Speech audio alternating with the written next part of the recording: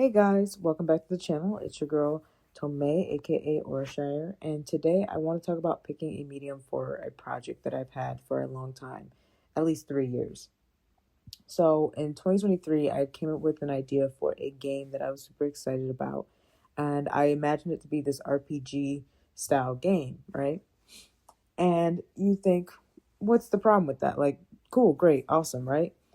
Well, the problem that I've had over the last 3 years, and this is dumb, but like, I'm not a game developer. I've never made a game fully. The closest thing I've ever made to a game was a very rough little demo that I'm still pretty proud of to this day. I spent a good chunk of time on it and I was pretty happy with the end result. But to do that for a whole game is just something that I think is beyond what I feel like I want to do creatively. And so I just realized I knew I was gonna have to hire someone, especially this year. I realized, I gotta hire somebody to actually code this for me. And which by itself is not a problem. But that required me to have a budget.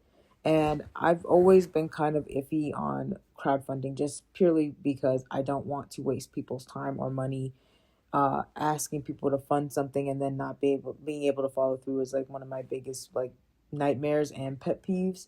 So I usually don't ask for crowdfunding, which I'm not asking for crowdfunding right now, but I would have to create a budget and go out of pocket, which is fine. But like I said, I'd have to build a budget.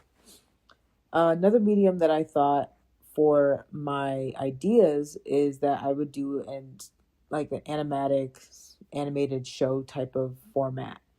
And this idea isn't bad by itself, but like the other caveat that I've had with my idea is that I want it to be in a more complete form. Like I don't want this thing to be incomplete and not fully formed. I don't really want to have to kind of backtrack and build a budget for it because the budget would even be even worse than just doing, a video game.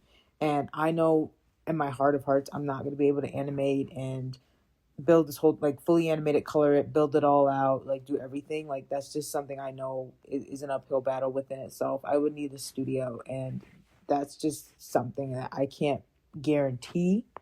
So that for me was kind of off the table for the most part, even though I think the idea was good within itself. The last kind of medium I had for this idea was to build out a manga, which I've never really made a manga before. So this falls into the category of I would have to kind of start a little bit from scratch, but I wouldn't have to start completely from scratch because I have done comics and I have made a couple small comics, nothing extravagant, but I have done comic work, personal comic work. So it wouldn't be starting from scratch. And this year has been a year where I've wanted to just evolve as a creator instead of constantly having to start over, which has been one of my biggest frustrations with myself is that I get excited about stuff and then I get shiny object syndrome and then I bounce all over the place and I change my mind on what I want to do and I change, I'm always changing. And so I want this year to be a year where I pick something and I just evolve with that as opposed to constantly switching my ideas.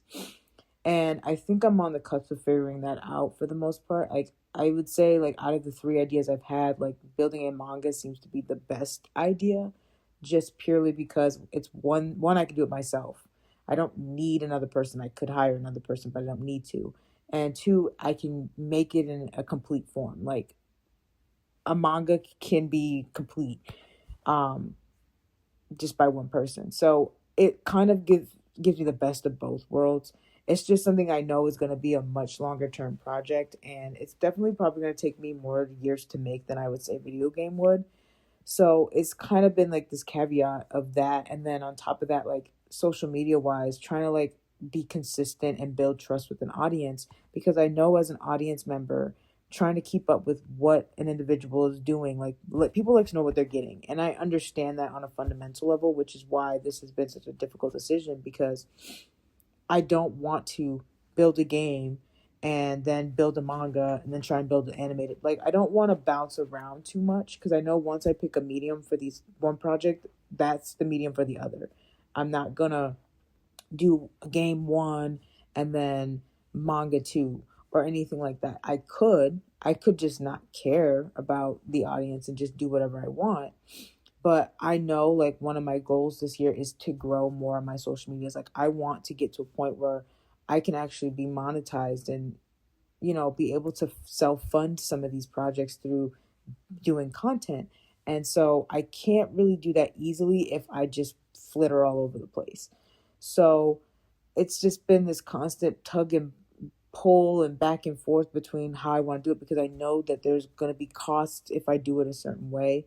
And I know that there's going to be things that I'm going to have to spend more time on or start over or rework or learn from scratch. And I don't really want to, like, this might sound lazy, but I don't really want to do the work to have to learn a whole new thing anymore. Like, I've done that so many times in my life and I'm actually quite over it as a creative. Like, I just want to pick something and know what I'm doing and just go for it, as opposed to wasting so much time back and forth on, oh, I got to learn how to make manga. Now I got to learn how to code, right?